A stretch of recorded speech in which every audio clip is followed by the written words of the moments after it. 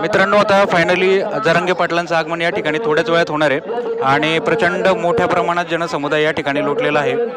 पाठीमागे तुम्ही पाहताय महिला असतील, आपले बंधू असतील या ठिकाणी जमलेले आहेत आणि 17 कमानीच्या पुलापाशी फाट्याजवळ या ठिकाणी मोठ्या प्रमाणात जनसमुदाय लोटलेला आहे आणि कार्यकर्त्यांची गर्दी तुम्ही पाहताय या ठिकाणी कशा स्वरूपात आहे ती। थोड्याच वेळात आता त्यांचं आगमन होतंय आणि खूप मोठ्या प्रमाणावर या ठिकाणी तयारी वगैरे केलेली आहे। जेवण असेल, पाणी असेल।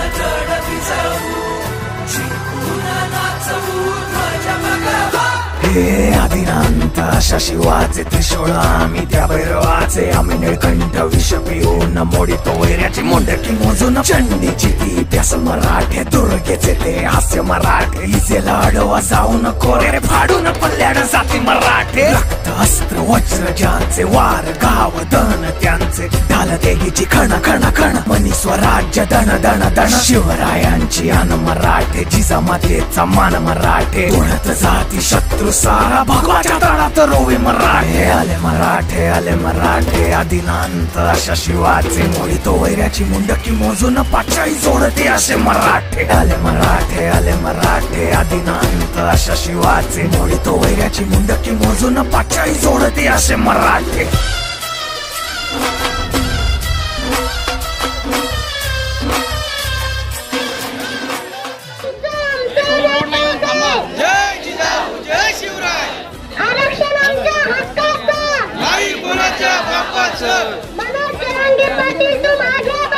हम तुम्हारे साथ हैं।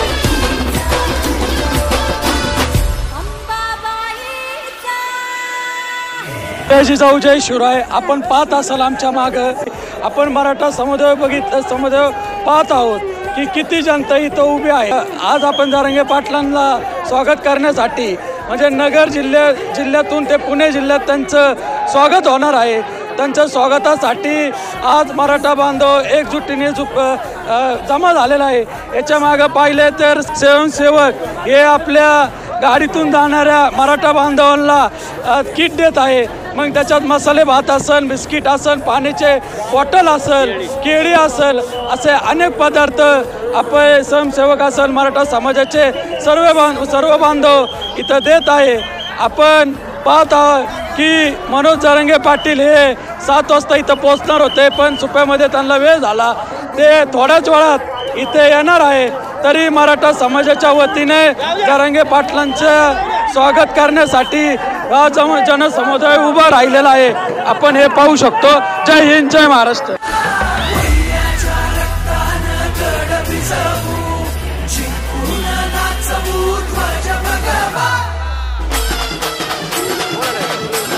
मराठा आरक्षणासाठी संघर्ष योद्धा मनोज जरांगे पाटील आंतरवाली सराटी येथून मुंबई या ठिकाणी जात असताना आपल्या ऐतिहासिक शिरूर नगरीमध्ये त्यांचं स्वागत होत आहे।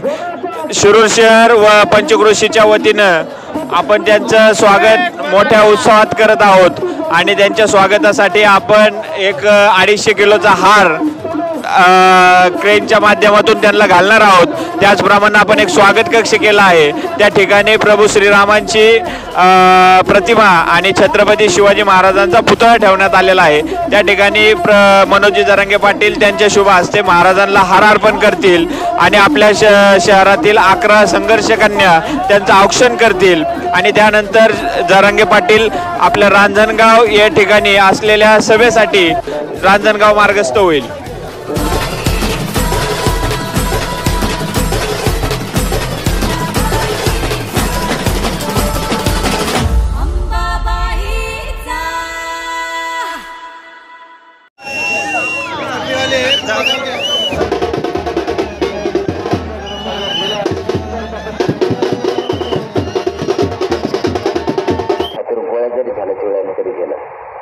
मराठ्यांच्या लेकरावर आरक्षण देऊन गुलाल टाकल्याशिवाय हे तुमचा मुलगा एक इंच सुद्धा मागे सरकणार नाही, शब्द आहे माझा। शिकितेत आपल्या पोराला नोकरी लागून आरक्षणामुळे त्याला मिळाला, सगळे सारखे एका मग त्याला ते साहेब त्याला मोठं केलं. तुमच्याकडे असं नाही का मी सगळ्या महाराष्ट्रातले म्हणतो तुमच्याकडे असलं तर मी बेत गेले कारण वाचले तुम्ही. मी माझ्या मराठ्याच्या जातीच्या बाजूने मला जातीपेक्षा कोणाला काही समजत नाही. मी मला गरज नाही करत.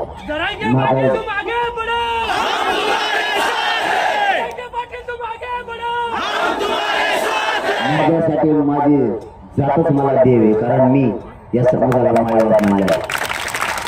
या समाजासाठी मी माझा कुटुंब सुद्धा बाजूला सारले. 4.5 महिने झाला मी नोकऱ्याला सुद्धा शिवलं आणि आरक्षण मिळेपर्यंत शिवणार सुद्धा. कारण मी तितका निष्ठूर सुद्धा आणि कट्टर सुद्धा. एकदा जर शब्द फेकला तर माझ्यासारखं सुद्धा. या राज्यातले जेवढे साहेब मोठे केले ते साहेब आपल्याकडे लक्ष द्यायला तयार नाही. त्याचे पोरं परदेशात शिकायला गेले. माझ्या रायवर पण त्याला भैया म्हणायला लागते साहेब पोरा आणि ते आपल्या पोराला नाम्या तुके खरं आहे की नाही. आणि आपण त्याला भैया म्हणतो माशो तुम्हाला काम सांगा तेवढं करा तुम्ही. मी ऐकलं पक्का तुम्ही काळजीच करू नका. आणि हे तुमच्या पोराला मला सांगायला लागेल तुमचं यांचा कटका तुमच्या जवळ आणि याला त्रास देणार मी आहे तुमचा भाऊ तुमच्या बाजूला. मी त्यांना सुधारू करायचं आता बिघून टाकतो. फक्त उद्यापासून एक काम करा तुम्हाला हे घराच्या बाहेर चालले गेलं लागून विचारायचं तुम्ही पुढे करा. हे जर म्हणले का साहेबाच्या भयाकडे चाललो ते टमडे बांधून घरात राहायला साहेब म्हणा तिकडं अगोदर आरक्षणाचं बघायचं. आरक्षण मिळालं तुम्हाला जे राजकारण करायचं करा. तर मराठ्यांनी पक्ष नेते कोणालाच विचारायचं नाही. अगोदर आपले लेकरं मोठे होण्यासाठी संघर्ष करायचा आणि त्याच्यासाठी मी तुमच्या जीवनात बाहेर पडलो. तुम्ही जर राजकारण आणलं तर ते त्यांचं साधून घेतील पुन्हा एकदा आपल्याला पोराचं वाटलं आणि अशी संधी मराठ्यांना पुन्हा नाही येणार. या संधीचं सगळ्यांनी आता सोडून करा. एक जीवन असं तुम्ही राजकारण करू नये या मताचा मी नाही.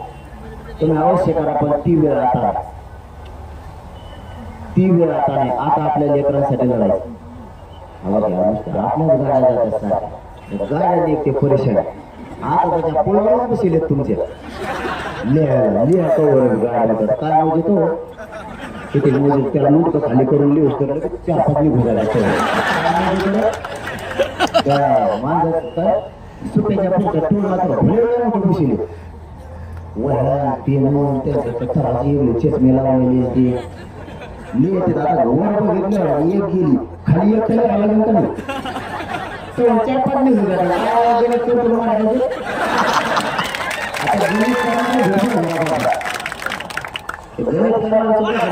ते मग आपला कार्यक्रमच केला नाही तर त्याला बारीक वाटत होता एवढ्या जेडपट नाही गेले तेवढे एक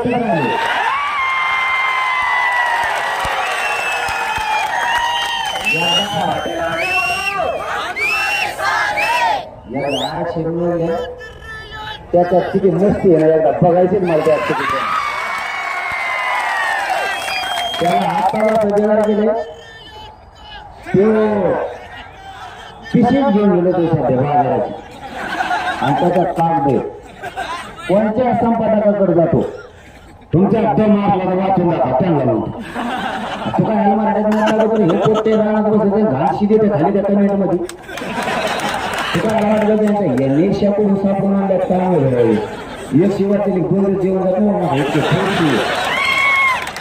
तुम्ही सापून आणल्या जातो ते कोणत्या संपादकाला घेते सध्या तुमच्या दम आपल्याला वाचून दाखवा कुठला ठेव त्याच्यावर काही दिवसांनी ते जर आपल्या स्वाराला लोकांना भजत खायला कागद जर खायला लावले की नको करा त्याने सगळ्या चपला तुकला असं गोळा करायचा तुकल्या इतकं बधीर मंत्री मी आता पाहिजे बघितलं काय म्हणून काय नाही मला म्हणता 5वी शिकलेला मी अरे माझ्या शिक्षणात मी खरंच 12 शिकलेला आहे का सरकारने 3 दिवस लागले 3 तुला डोकं आहे का नाही तेव्हा हे सगळ्या प्रश्नाचं उत्तर देते हे 12 शिकलेलं नाही ते 3 दिवस लागले ते मला 5वी शिकलेलं बरं 5वी मी 5वी शिकलेलं जीवन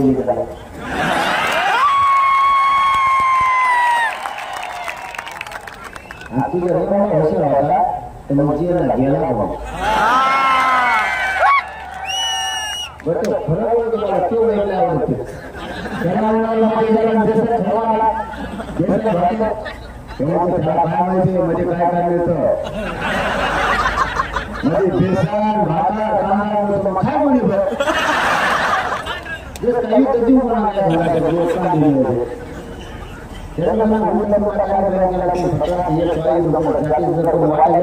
त्याचा उन्हात कार्यक्रम नीट करायचा फक्त ते